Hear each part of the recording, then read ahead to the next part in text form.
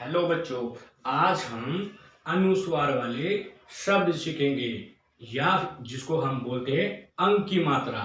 ठीक है बच्चों, तो आपको परेशान नहीं होना है। दोनों एक का ही नाम है, अनुस्वार भी और अंक की मात्रा। अब देखो यहाँ पर अनुस्वार, मैं यहाँ पे लिखा मैंने आपके लिए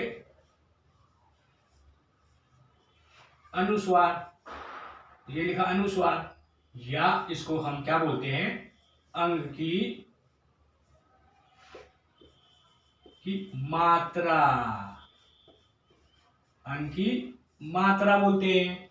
अब इस मात्रा की पहचान क्या होती है कि हमेशा ये शिरोरेखा के ऊपर आता है। कहाँ आता है? शिरोरेखा के ऊपर। अब शिरोरेखा क्या होता है? ये बेटा शब्द है, ये भी शब्द है, ये भी शब्द है। अब देखो इस शब्द के सर के ऊपर जो सीधी रेखा है, शब्द के सर पे सीधी जो रेखा है शिरोरेखा, यानी अगर हम थोड़ा सा इसको राइमिंग कर लें तो शब्दों के सर के ऊपर जो सीधी रेखा है शिरोरेखा, शब्दों के सर के ऊपर जो सीधी रेखा है शिरोरेखा, शिरोरेखा, शब्दों के सर के ऊपर जो सीधी रेखा है शिरोरेखा। ठीक है बच्चों, तो शिरोरेखा। अब आते हैं तीसरी बात कि इसका उच्चारण क्या होता है। उच्चारण बहुत आसान होता है, आप खुद भी चेक कर सकते हैं कि उच्चारण आप सही कर रहे हैं या गलत कर रहे हैं। तो मैं आपको तरीका बताता हूं, मैं आपको आसान तरीका बताता हूं। यहाँ पर ये कंठ है आपका, ये फिंगर रखेंगे यहाँ पर और उच्चारण करेंगे। ठीक है, अंग अंग अंग अंग। अगर उच्चारण सही है तो यहाँ पर हमें कंठ पर कंपन महसूस होगा। अगर हमारा उच्चारण गलत है तो हमें कंपन महसूस नहीं होगा।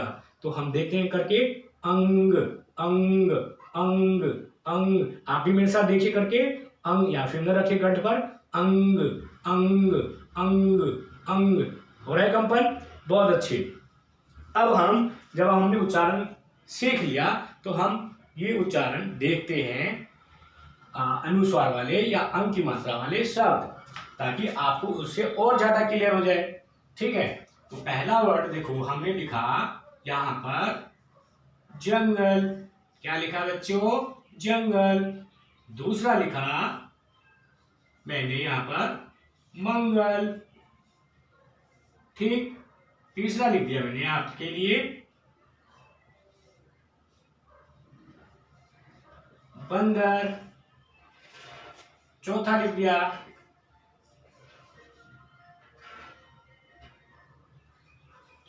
चौथा चंदन। चलो चंदन छोड़ देते, चौथा रहने देते। ठीक है, यहां लिखते हैं पतंग। क्या लिख देते हैं हम? पतंग। पांचवा लिख देते हैं तरंग। ठीक है बच्चों, तरंग लिखते हैं। छठा देखो झंडा, है ना, इसमें भी अंक की मात्रा या अनुस्वार की मात्रा आता है, झंडा। सातवां लिख लेते हैं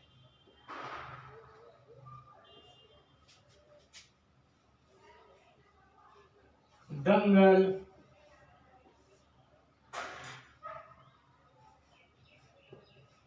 आठवां लिखते हैं हंस। नौवां लिख लेते हैं रंग। 10वां लिख लेते हैं, 10 वर्ड लिख लेते हैं, 10 का साथ हम उसके बाद लिखेंगे सरंग। 11वां देख लो, यहां पे हमने लिख लिया मंत्र। 12वां लिख लेते हैं। ऐसे बच्चों बहुत सारे शब्द हैं, अगर आपको लिखना आ जाएगा, लिखना बोलना सीख जाएंगे तो तंत्र। ठीक है, तो ऐसे आप बहुत सारे शब्द लिखेंगे। ठीक है, उच्चारण करना सीख जाएंगे। उच्चारण करने का तरीका मैंने क्या बताया? अगर आपने उच्चारण सही किया तो आपको हमेशा कंठ पर क्या होगा? कंपन होगा। अब हम इसको शब्द को मेरे साथ साथ बोल के देखिए। जंगल कंपन हो रहा है, मंगल यहाँ पे भी कंपन हो रहा है, बंदर, पतंग, तरंग, झंडा, ठीक है। फिर से दंगल, हंस, रंग, सरंग, मंत्र, तंत्र, है ना बच्चों। आ रहा है, आपने मेरे साथ साथ देखा करके तो आपको महसूस हुआ कि अंग की मात्रा जब हम बोलते हैं तो हमें कंठ पर कंपन होता है, ठीक है। तो ये आप घर पर बोल कर देखिए, उच्चारण करके देखिए। अगर उच्चारण सही होगा तो हमेशा आपके कंठ पर कंपन होगा। उच्चारण नहीं, आपका उच्चारण ठीक नहीं होगा तो आपका कंठ पर कंपन नहीं होगा। तो आप क्या करें, जब कंठ पे कंपन नहीं हो रहा है तो आप कोशिश करेंगे, इसका मतलब आप समझ जाइएगा कि आप उच्चारण गलत कर रहे हैं। तो आपको क्या करना है, दोबारा से कोशिश करनी है कि उच्चारण आपका ठीक हो। तो उससे क्या हो जाएगा, आप ठीक लिखना सीख जाएंगे, पढ़ना सीख जाएंगे, ठीक है बच्चों। तो इसी के साथ यही यहाँ खत्म होता है ये टॉपिक आपका अनुस्वार। हम नेक्स्ट डे दूसरे वाले शब्द पे अनुनासिक पे आएंगे, ठीक है बच्चों। जब तक आप इसको पढ़िए, लिखिए और समझिए। Bye bye.